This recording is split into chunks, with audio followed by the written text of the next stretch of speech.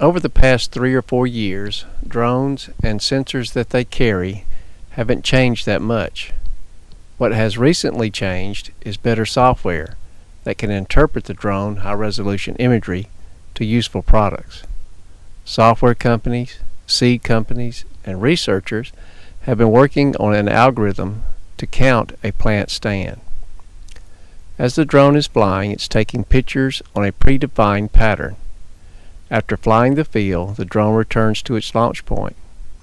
A minute or two after landing, the stand is calculated in real time. You don't have to have an internet. We've flown several fields with the calculated count being spot on at 32,000 seeds per acre, just as the grower planted. Another may be low at, say, 29,000.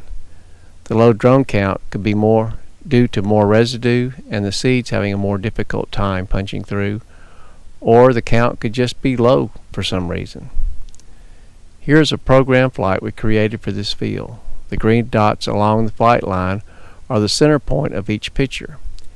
You can see from the flight plan this will be an objective view of the plant stand, not just the good parts of the field.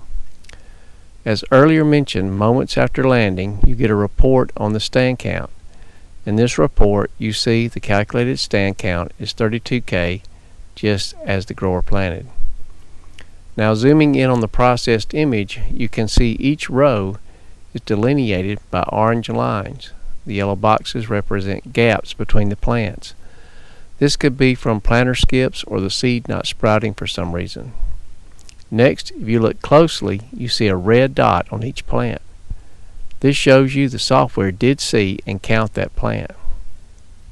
Our spring weather is becoming more and more unpredictable, especially flooding rains during planting. If after planting you get a flooding rain, you now have a convenient and easy to use tool that gives you a true objective view of your stand.